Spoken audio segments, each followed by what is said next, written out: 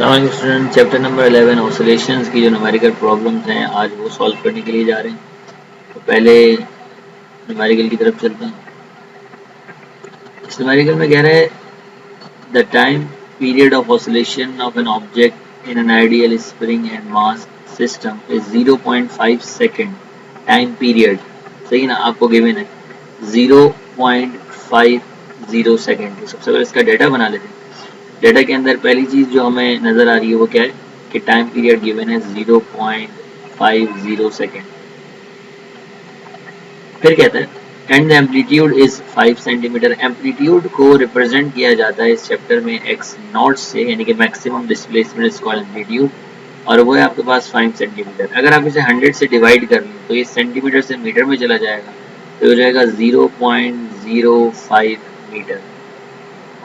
फिर कहता है what is the speed at equilibrium position, at equilibrium point.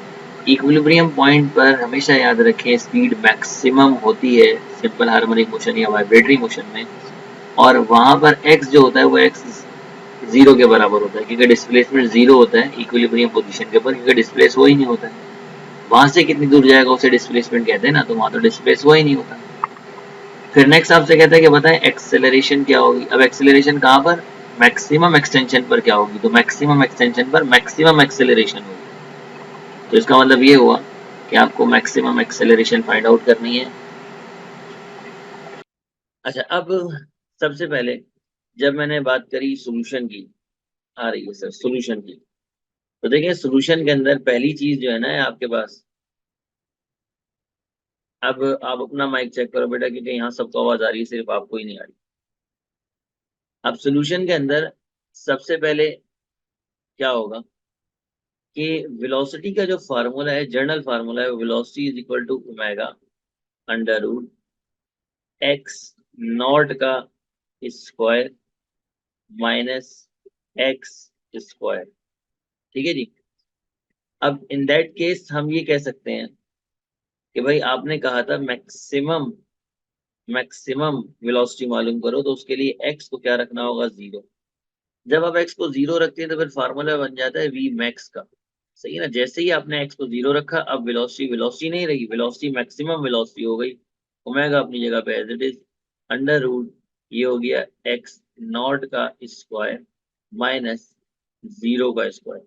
Zero का स्क्वायर लिखने की जरूरत नहीं है, तो ये हो जाएगा V max is equal to, ठीक है जी, क्या चीज समझ नहीं आ रही बेटा, omega under root X naught square, square से रूट कैंसिल, तो वी मैक्स मेरे पास आ जाएगा ओमेगा इंटू एक्स नॉट। अभी तो मैंने सिर्फ ये फार्मूला जो है ना वो ड्राइव करना सिखाया। ठीक है, क्या है इसके अंदर, ठीक है जी। अब ये जो मेरे पास फार्मूला है, ये फार्मूला कह रहा है कि अगर आपको एक्स नॉट पता है और ओमेगा पता है तो आप मैक्सिमम वेलोसिटी मालूम कर सकते हैं। यहाँ पर आपके पास एक्स नॉट तो है, ठीक है जी। एक्स नॉट किसे कहते हैं, एम्पलीट्यूड को, एम्पलीट्यूड दिया हुआ, एम्पलीट्यूड तो यहाँ पर मौजूद है, लेकिन ओमेगा एंगुलर वेलोसिटी जिसे कहते हैं वो मौजूद नहीं है। अब एंगुलर वेलोसिटी का क्या कर सकते हैं हम, ठीक है जी, वेलोसिटी का हम ये कर सकते हैं कि हम एंगुलर वेलोसिटी टाइम पीरियड की मदद से निकाल सकते हैं। आपको ये फार्मूला पता होना चाहिए कि टाइम पीरियड बराबर होता है 2 पाई अपॉन ओमेगा के। तो इससे पता चला कि ओमेगा बराबर होता है किसके, 2 पाई अपॉन टाइम पीरियड के। तो कहीं पर भी अगर ओमेगा आ रहा है तो वहां पर आप 2 पाई अपॉन टाइम पीरियड रख सकते हैं, या फिर आप पहले ओमेगा की वैल्यू फाइंड आउट ही कर लें। जैसे फॉर एग्जांपल ओमेगा की वैल्यू अगर मैं फाइंड आउट करूं तो 2 पाई की जगह 3.142 रख लूंगा, ठीक है जी, और डिवाइडेड बाय ओमेगा की जगह टाइम की जगह क्या रख दूंगा, 0.50। इस पूरे को सॉल्व करने के बाद मेरे पास आंसर क्या आएगा, चेक कर लेते हैं। 2 × 3.142 डिवाइडेड बाय 0.5, ये आ रहा है मेरे पास 12.568। ठीक है जी। तो ये ओमेगा एंगुलर वेलोसिटी मेरे पास आ गई 12.568 रेडियन पर सेकेंड। अब याद रहे कि हमें ओमेगा का ही मसला था, अब वो आ चुका है ओमेगा, तो अब हमारे लिए वेलोसिटी निकालना मैक्सिमम कोई मसला नहीं है। अब यहाँ पे दोबारा स्टार्ट करते हैं, ये वाला फार्मूला हम दोबारा यहाँ पर अप्लाई करते हैं। ठीक है जी, चैप्टर 11 है बेटा। अब इस वाले फार्मूले के अंदर हम वी मैक्स निकालने के लिए जा रहे हैं, तो V max as it is equal to omega की जगह अभी हमने फाइंड करा 12.568, और फिर एक्स नॉट है 0.05। तो वी मैक्स मेरे पास सिर्फ इन दोनों को मल्टीप्लाई करने से आ जाएगा, मल्टीप्लाई बाय 0.05। आंसर आ रहा है मैक्सिमम वेलोसिटी का 0.628। तो मैक्सिमम वेलोसिटी आ रही है 0.6284 मीटर पर सेकेंड। अब किसी को शौक है कि भाई बुक का आंसर है, वरना हम नहीं मानते। तो सेंटीमीटर पर सेकंड में इसने दिया हुआ है, तो सेंटीमीटर में लाने के लिए आप 100 से मल्टीप्लाई करेंगे। जिस तरह हटाने के लिए डिवाइड करते हैं, तो लाने के लिए मल्टीप्लाई करेंगे। तो वी मैक्स जो है आपका, ठीक है ना, आफ्टर मल्टीप्लाई बाय 100, ठीक है जी, ये हो जाएगा 62.84 सेंटीमीटर पर सेकंड। ठीक है। अब आ जाते हैं एक्सेलरेशन। एक्सेलरेशन का जो जर्नल फार्मूला है एक्सेलरेशन का, ये जर्नल फार्मूला है, एक्सेलरेशन बराबर होती है ओमेगा स्क्वायर इंटू एक्स। ठीक है। अब आप नोटिस करें कि उसने एक्सेलरेशन मालूम करने के लिए नहीं कहा, मैक्सिमम एक्सेलरेशन का कहा है सैयद सुहेल। बेटा सेंटीमीटर में सिर्फ इसलिए किया क्योंकि बुक में हुआ था, अदरवाइज अगर आप मीटर पर सेकंड में भी सवाल छोड़ देंगे, आपका बिल्कुल सही आंसर माना जाएगा। ठीक है। तो बुक को फॉलो करने के लिए मैंने बता दिया, नेसेसरी नहीं कि आप सेंटीमीटर में कन्वर्ट करें।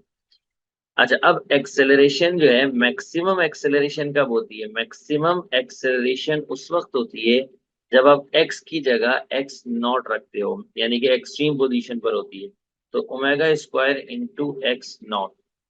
अब मसला ही कोई नहीं है, ओमेगा स्क्वायर हम पहले ही निकाल चुके थे, बस उसका स्क्वायर लेना है इस बार। तो वो था 12.568 का स्क्वायर मल्टीप्लाई बाय 0.05 आपका क्या है, एक्स नॉट है। तो मैक्सिमम एक्सेलरेशन आपके पास कितनी आ जाएगी, मल्टीप्लाई बाय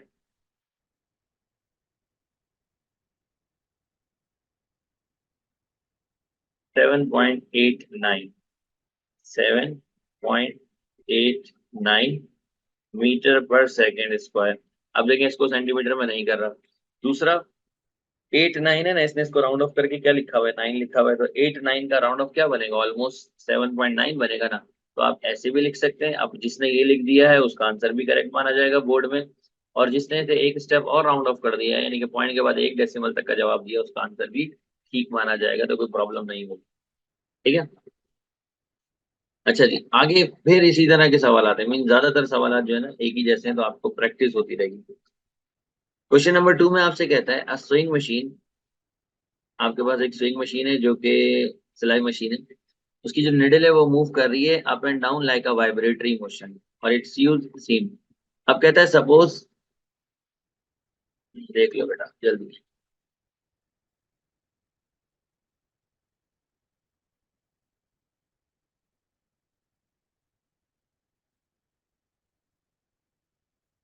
अब कहता है suppose needle moves 8.4 millimetre from its highest to its lowest position. अब यहाँ थोड़ी सी हमें चीज समझनी होगी, जरा इस मोशन को वाइब्रेटरी मोशन से कंपेयर करते हैं। वाइब्रेटरी मोशन में क्या होता है कि ये आपका एक पेंडुलम है सपोज करेंगे, तो पेंडुलम को जिस तरह मूव कर रहा होता है, पेंडुलम यहाँ से जाता है यहाँ, यहाँ से जाता है यहाँ। तो जब पेंडुलम मूव करता है ना यहाँ से यहाँ, तो कितना डिस्टेंस मूव करता है, एक्स नॉट। क्यों? क्योंकि एक्सट्रीम से लेके मीन तक का जो डिस्टेंस है उसे कहते हैं मैक्सिमम डिस्प्लेसमेंट, तो एक्स नॉट है। फिर यहाँ से यहाँ जाएगा तो कितना करेगा, एक्स नॉट करेगा। फिर जाके वापसी आएगा एक्स नॉट, फिर यानी कि एक्स नॉट में ये डिस्टेंस ट्रेवल कर रहा होता है। अच्छा, अब निडल की बात करते हैं। एक सुई है, ये सुई है, ठीक है, ये सुई, ये कपड़े जो सी रही है वो इस तरह सीती है कि यहाँ पर होती है ये हाईएस्ट पोजीशन पे, अपनी हाईएस्ट पोजीशन, ठीक है जी। और फिर ये कपड़ों में जाती है, यहाँ पे कपड़ा रखा हुआ होता है, ठीक है जी। सपोज करो यहाँ कपड़ा रखा हुआ है, ये कपड़े के अंदर जाती है, ठीक है। ये होती है इसकी मेन पोजीशन, ठीक है जी। फिर ये नीचे जाती है, और नीचे एक और जो लड़कियां बेहतर जानती होगी गिट्टी सी लगी होती है, वहां से धागा लेके वापसी आती है सीने के लिए, तो ये इसकी कहलाती है लोएस्ट पोजीशन। तो इस तरह ये वाइब्रेटरी मोशन कर रही है, ठीक है ना। अगर मैं इसको इससे कंपेयर करूं तो एक्सट्रीम से मीन पर जब आते हैं तो एक्स नॉट डिस्टेंस ट्रेवल करते हैं, मीन से एक्सट्रीम पे आते हैं तो एक्स नॉट डिस्टेंस ट्रेवल करते हैं। तो देखें यहाँ पर ये हाईएस्ट पोजीशन यानी कि एक्सट्रीम से मीन पर आ रही है, तो इसने कितना डिस्टेंस ट्रेवल किया होगा, एक्स नॉट। फिर दोबारा ये मीन से लोएस्ट पोजीशन यानी कि एक्सट्रीम पर जा रही है, कितना डिस्टेंस ट्रेवल किया होगा, एक्स नॉट। तो अगर मैं कहूँ अपनी हाईएस्ट पोजीशन से लोएस्ट पोजीशन तक कितना डिस्टेंस ये ट्रेवल करेगी, तो X not plus X not, तो twice of X not distance travel करती है एक needle from its highest to lowest position. अब इससे मुझे पता चला ये जो दिया हुआ है ना कि needle move 8.4 millimetre from its highest to lowest position, ये इसने मुझे दिया हुआ है 2x0। असल चीज समझने की यहाँ पर ये थी, ठीक है ना, कि इसने मुझे दिया हुआ है 2x0। अच्छा, अब 2x0 बराबर हो गया किसके, 8.4 मिलीमीटर, यानी कि 8.4 मल्टीप्लाई बाय 10⁻³ मीटर के। इसमें यही बात बता रहा हूँ कि जब एक निडल आपकी हाईएस्ट से लोएस्ट पोजीशन पे जाती है तो वाइब्रेटरी मोशन में ये एक एक्सट्रीम पोजीशन से दूसरी एक्सट्रीम पोजीशन पे जाती है। एक्सट्रीम से जब आप मीन पर आते हो तो इस डिस्टेंस को कहते हैं एक्स नॉट, और फिर मीन से जब आप दोबारा एक्सट्रीम पर जाते हो तो इसे भी कहते हैं एक्स नॉट। तो एक एक्सट्रीम पोजीशन से दूसरी एक्सट्रीम पोजीशन तक जाने में जो डिस्टेंस ट्रेवल किया जाता है उसे कहते हैं 2x0। तो आपकी जो निडल मूव कर रही है वो हाईएस्ट से लोएस्ट कर रही है, हाईएस्ट भी उसकी एक एक्सट्रीम पोजीशन है, लोएस्ट भी उसकी एक एक्सट्रीम पोजीशन है। तो दो एक्सट्रीम पोजीशन के दरमियान जो डिस्टेंस है वो आपका क्या होगा, वो होगा 2x। अच्छा, अब आ जाएं कि इसे हम कन्वर्ट कर लेते हैं, एक्स नॉट निकाल लेते हैं, मीन्स ये कि हम डिवाइड कर देते हैं 2 से, ठीक है।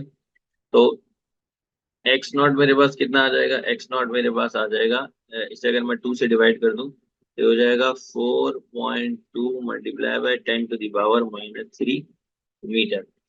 अब आगे चलते हैं, कहता है it makes 24 stitches in 9 second.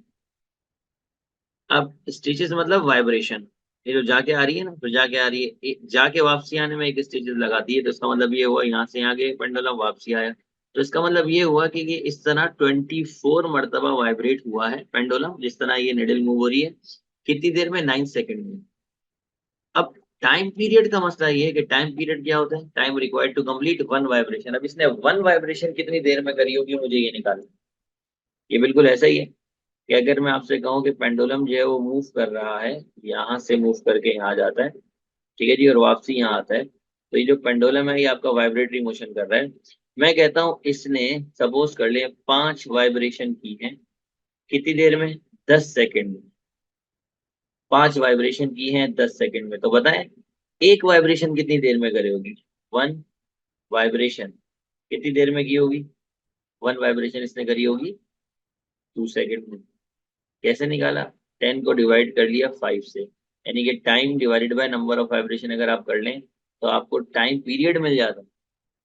तो इसका मतलब ये हुआ, ये जो नंबर ऑफ वाइब्रेशन है इसे मैं कह देता हूँ n, ये इसने मुझे दी हुई है 24, ठीक है जी। और टाइम जो इसने लिया है 24 वाइब्रेशन में वो है 9.0 सेकेंड। इससे मैं निकाल सकता हूँ टाइम पीरियड। अब उसे कहते हैं what is the maximum speed, maximum speed क्या होगी, वी मैक्स क्या होगा नील का, वो बताएं। तो हमने सबसे पहले क्या करा, हमने सबसे पहले टाइम पीरियड निकाला, किस फार्मूले से, टाइम पीरियड बराबर होगा time divided by number of vibration. तो टाइम पीरियड आपका बराबर हो गया, टाइम कितना है 9 divided by number of vibration कितनी है 24। तो अगर मैं 9 डिवाइडेड बाय 24 करता हूँ तो आंसर आता है 0.375, तो सही। तो ये आंसर हो गया 0.375 सेकेंड, ये टाइम पीरियड है। टाइम पीरियड की मदद से हम ओमेगा निकाल सकते हैं, हमने पीछे भी निकाला था 2 पाई अपॉन टाइम पीरियड, ये देखें ओमेगा पीछे भी हमने निकाला। तो अगर मैं ओमेगा निकाल लूं तो फिर ओमेगा क्या आ जाएगा, ओमेगा आ जाएगा 2, पाई की जगह 3.142 और टाइम पीरियड की जगह 0.375। तो 2 मल्टीप्लाई बाय 3.142 डिवाइडेड बाय 0.375 आ रहा है 16.75। ओमेगा आ रहा है 16.757 रेडियन पर सेकेंड।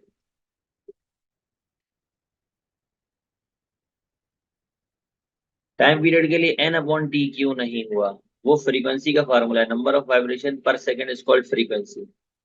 फ्रीक्वेंसी बराबर होती है नंबर ऑफ वाइब्रेशन पर सेकेंड, ये फ्रीक्वेंसी है। और टाइम पीरियड फ्रीक्वेंसी का उल्टा होता है, तो फिर टाइम पीरियड क्या होगा, टी अपॉन है। ठीक है ना। अच्छा, अब ओमेगा आ चुका है तो मैक्सिमम वेलोसिटी का फार्मूला मैं बार बार थोड़ी ड्राइव करूंगा। मैक्सिमम वेलोसिटी का फार्मूला मैंने आपको बता दिया क्या होता है। मैक्सिमम वेलोसिटी का फार्मूला होता है ओमेगा इनटू एक्स नॉट। पीछे हमने ड्राइव किया था ये फार्मूला। तो ओमेगा की जगह आ गया 16.757, एक्स नॉट की जगह आ गया 4.2 इंटू 10⁻³ तो मल्टीप्लाई कर दें 4.2 एक्सपोनेंशियल -3 से और आंसर आ रहा है 0.070। तो इसका आंसर आ रहा है, अब जगह नहीं है मैं ये लिख रहा हूँ, 0.07 मीटर पर सेकेंड। अब वही बात है कि किसी को जाना है सेंटीमीटर पर सेकेंड में, तो वो इसे मल्टीप्लाई करेगा 100 से, पॉइंट शिफ्ट होके आगे चले जाएगा 2 डेसिमल, तो हो जाएगा 7 सेंटीमीटर पर सेकेंड। तो आपका बुक का आंसर आ जाएगा। तो अगर बुक का आंसर लाना चाहते हैं तो आप भी कर सकते हैं। चलिए जी अगले सवाल की तरफ चलते हैं। अगला सवाल है आपका, an ideal spring with spring constant. Spring constant होता है कि स्प्रिंग के अंदर जो सलाहियत है कि कितनी फोर्स लगने पे, कितने एक्सटेंशन होने पे, कितना खींचने पे वो कितनी फोर्स लगाएगा, ये स्प्रिंग की अपनी सलाहियत होती है, उसे कहते हैं स्प्रिंग कांस्टेंट, जिसे के से रिप्रेजेंट किया जाता है। तो आपको स्प्रिंग कांस्टेंट दिया हुआ है जिसको हम कह लेते हैं कि के कितना दिया हुआ है, के दिया हुआ है 15 न्यूटन पर मीटर। फिर कहता है सस्पेंडेड वर्टिकली। अब इसे हमने वर्टिकली सस्पेंडेड किया। अब ये भी देखें, जो बात समझने की होती है चीजें वो क्या होती है। जब आप वर्टिकली सस्पेंड कर दें, ये आपका है, एक तो ये प्रीवियस स्लाइड्स ले लिया करो ना स्क्रीन शॉट जल्दी।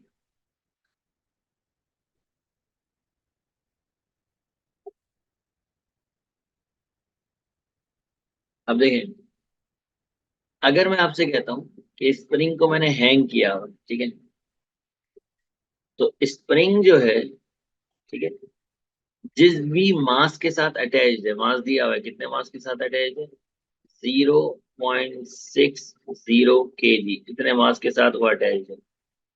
तो इसके ऊपर फोर्स कौन लगा रहा होगा, ये जो ग्रेविटी है ये इसे नीचे की तरफ खींच रही होगी, तो इसका वेट लगा रहा होगा। तो स्प्रिंग के ऊपर फोर्स कितनी लग रही होगी, जितना इसका वेट, इससे ज्यादा फोर्स क्या लगा सकता है, नहीं।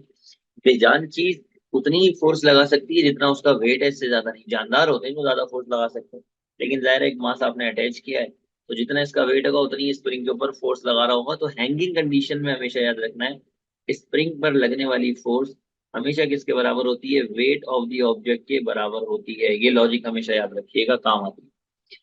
फिर कहता है अब स्ट्रेच पोजीशन के अंदर आपका स्प्रिंग है, उसे हम रिलीज करते हैं। What is the extension of the spring when the speed is maximum. बताएं, जब स्पीड मैक्सिमम होगी तो उसकी एक्सटेंशन क्या होगी, ठीक है, कितना एक्सटेंड हुआ होगा। What is the maximum speed, उसकी मैक्सिमम स्पीड क्या होगी ये भी बताएं, ठीक है ना। मैक्सिमम स्पीड और मैक्सिमम एक्सटेंशन मतलब ये हुआ कि देखें, जब मैंने इसको वेट को हैंग किया तो ये थोड़ा सा नीचे आया होगा, ये यहाँ था ना, वो समझना होगा। अब ये यहाँ आ गया हो, ठीक है। अब इसके बाद यहां से मैं इसको वाइब्रेटरी मोशन कराऊं, ठीक है, तो इसकी जो मैक्सिमम एक्सटेंशन हुई होगी यहाँ हुई होगी, जो कि यहाँ से ये वाइब्रेटरी मोशन करेगा तो अप एंड डाउन यहाँ से मूव करेगा, तो बेसिकली इसकी मीन पोजीशन होगी। यानी कि फोर्स लगने पे ये जितना एक्सटेंड होगा वही इसकी मीन पोजीशन, या यूं कह लें कि एक्स नॉट होगा। मैक्सिमम डिस्प्लेसमेंट भी होगा, क्योंकि ऊपर से नीचे आ रहा है ना, यहाँ से यहाँ आ रहा है। तो इसलिए ये है इसकी कौन सी पोजीशन, एक्सट्रीम पोजीशन, और ये कौन सी पोजीशन है, मीन पोजीशन। तो अगर ऊपर से देखो तो यहाँ से यहाँ तक का डिस्टेंस एक्स नॉट है। तो अब हम क्या करेंगे, हम एक्स नॉट निकालेंगे सिंपल कंडीशन से। हमें निकालना क्या क्या है, हमें एक्स नॉट निकालना है, बेसिकली एक्स कह लो या एक्स नॉट कह लो, ठीक है। और हमें वी मैक्स, दोबारा से वी मैक्स निकालनी है। और वी मैक्स वाले केस में आपको पता है कि क्या होता है, वी मैक्स वाले केस में जनरल फार्मूला लगता है जो मैंने आपको बताया। तो सबसे पहले सोल्यूशन के अंदर हमने क्या करा, हमने फार्मूला लगाया, यहाँ पर फोर्स बराबर होगी वेट। फोर्स स्प्रिंग पे लगने वाली फोर्स है जो बराबर होती है के एक्स के। In that case x not होगा क्योंकि मैक्सिमम एक्सटेंशन होगी। और वेट का फार्मूला होता है एम जी। हम चाहते हैं कि एक्स नॉट आ जाए, तो क्या करते हैं, एक्स नॉट को यहीं रहने देते हैं। X naught is equal to M G upon K. अब एम और जी आपको मालूम है, एम कितना है 0.6 इंटू जी कितना है 9.8 डिवाइडेड बाय के कितना है 15। ये तमाम वैल्यूज को जब आप पुट करेंगे तो आपके पास आ जाएगा x not 0.6 multiply by 9.8 divided by 15। तो ये आ रहा है आपके पास 0.392, 0.392 मीटर, बिल्कुल सही। अच्छा, अब अगला स्टेप तो वही है कि भाई मैक्सिमम जो स्पीड है, मैक्सिमम स्पीड का फार्मूला होता है ओमेगा इंटू एक्स नॉट। अब ओमेगा जो है इसका क्या करें, पहले तो ओमेगा हम टाइम पीरियड से निकालते थे, इस बार तो टाइम पीरियड है ही नहीं। तो अब आपने यहाँ पर जो लॉजिक लगानी है वो ये है कि ओमेगा एक फार्मूले से और आ सकता है जो कि जनरल रिलेशन है। वो ये है कि जो ओमेगा है वो बराबर होता है किसके, under root G upon L के। और ओमेगा जो है वो बराबर होता है अंडर रूट इसके M upon K upon M K upon M. क्योंकि अगर आपको याद हो जो फार्मूला है F is equal to K X, तो M A is equal to K X हम करते थे। तो एक्सेलरेशन की मदद से जब हम एम को डिवाइड में भेजते थे तो ए इज इक्वल टू के अपॉन एम इंटू एक्स आता था मास स्प्रिंग सिस्टम के अंदर। उसे जब कंपेयर करते थे ना तो ओमेगा के साथ तो फिर ये रिलेशन आता था, यानी कि अगर आप uniform circular motion projection of particle in UCM को आप देखें और मास स्प्रिंग सिस्टम को देखें, मास स्प्रिंग सिस्टम, इन दोनों को देखें कंपेयर करें तो आपको ये फार्मूला नजर आएगा। तो इसका मतलब यहाँ पर जो ओमेगा निकल सकता है वो इस फार्मूले से निकल सकता है कि अंडर रूट के ओवर एम। बस इसी का मसला था कि ओमेगा कैसे निकालना है, बाकी सवाल तो फिर वही आ गए। के की जगह आ गया 15 डिवाइडेड बाय एम की जगह आ गया 0.6, 15 डिवाइडेड बाय 0.6 और अंडर रूट ले लिया तो हमारे पास आ गया 5। तो इसका मतलब ओमेगा जो है वो आपका हो गया 5 मीटर रेडियन, सॉरी रेडियन पर सेकेंड। अब वी मैक्स निकालना है, अगेन वही फार्मूला है जो पीछे दो मरतबा लगाया है, दोबारा से लगा रहे हैं। 5 मल्टीप्लाई बाय एक्स नॉट की जगह 0.392, तो 5 मल्टीप्लाई बाय 0.392, आंसर आ रहा है 1.96। उसका आंसर हो जाएगा 1.96 मीटर पर सेकेंड। अब वही वाली बात है कि अगर आपको बुक का आंसर देखना है, वही बुक का आंसर क्या आ रहा है, तो आप देख सकते हैं कि इन्होंने राउंड ऑफ किया हुआ है। 6 को राउंड ऑफ करेंगे, 1 ही ऐड करेंगे तो 0 हो जाएगा, 0 1 कैरी देगा 2, तो 2.0 आपका आंसर हो जाएगा। ये भी आंसर सही है और जो मैंने लिखा है ये भी आंसर सही। ठीक है जी। अच्छा जी, अगला है फोर्थ क्वेश्चन, और ये है related to again mass spring system है, जिसके अंदर कहता है कि स्प्रिंग कांस्टेंट मैं आपको बता देता हूँ कि भाई 2.5 न्यूटन पर मीटर। डेटा के अंदर स्प्रिंग कांस्टेंट आ गया जो कि हम देख सकते हैं, डेटा के अंदर स्प्रिंग कांस्टेंट है के इज इक्वल टू 2.5 न्यूटन पर metre. The spring is initially in its relaxed position, the body is released and the oscillation of movement, the motion is described by। अब कहते हैं जब ये मोशन स्टार्ट करता है तो इसकी मोशन को हम इस इक्वेशन से डिस्क्राइब कर सकते हैं। यहाँ पर जो चीज अहम है वो ये है कि ये जो मोशन है, जो इक्वेशन आपने लिखी है, इसकी जर्नल इक्वेशन क्या होगी? 4 सेंटीमीटर इंटू साइन ऑफ, ठीक है, 0.7 रेडियन पर सेकेंड इंटू टी। तो इसकी, ये जो आपने इक्वेशन दी है, इसकी जर्नल इक्वेशन क्या होगी? तो सोल्यूशन वहीं से स्टार्ट होगा। हमें निकालनी है इसकी kinetic energy. What is the maximum kinetic energy? Maximum, ठीक है ना, मैक्सिमम काइनेटिक एनर्जी। अच्छा, अब इसके लिए आप करेंगे क्या? सबसे पहले जर्नल इक्वेशन आपको याद होनी चाहिए। y is equal to X naught sine omega T. इसे आप इक्वेशन नंबर 1 कह दें, इसे आप इक्वेशन नंबर 2 कह दें। और अब इन दोनों को कंपेयर करें। Comparing 1 and 2। कंपेयर क्या करना है कि देखो, y की जगह पे y आया हुआ है, y की जगह पे y आया हुआ है, ठीक है। साइन की जगह पे साइन आया हुआ है, टाइम की जगह पे टाइम आया हुआ है, ठीक है ना। y डिस्प्लेसमेंट को रिप्रेजेंट कर रहा है कि कितना आपका डिस्प्लेस होगी वेव, ठीक है ना। हमें जर्नली बस ये इक्वेशन मालूम होनी चाहिए, y और ये y एक ही है, तो इसी तरह लिखो, ठीक है, एक ही y।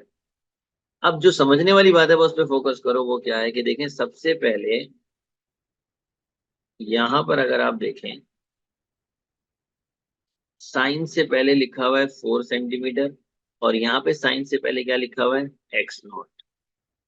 यहाँ पर साइन के बाद लिखा हुआ है 0.7 रेडियन पर सेकेंड, और यहाँ लिखा हुआ है ओमेगा।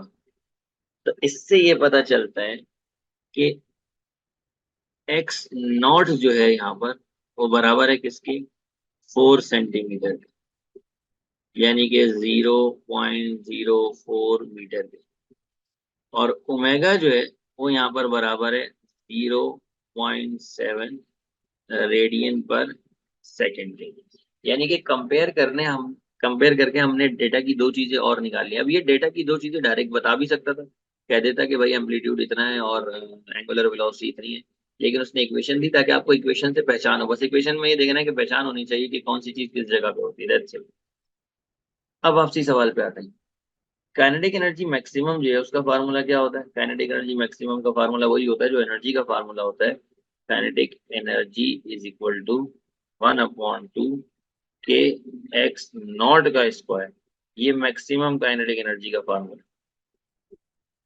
अब वैल्यू पुट कर देते हैं। Kinetic energy maximum is equal to, क्या आपके पास के मौजूद है? नहीं।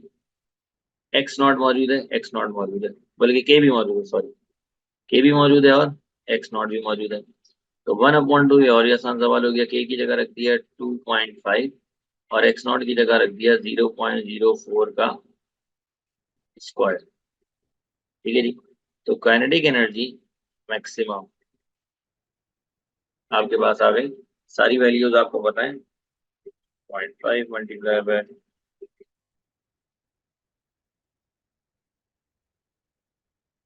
2 × 10⁻³ 2 × 10⁻³ जूल।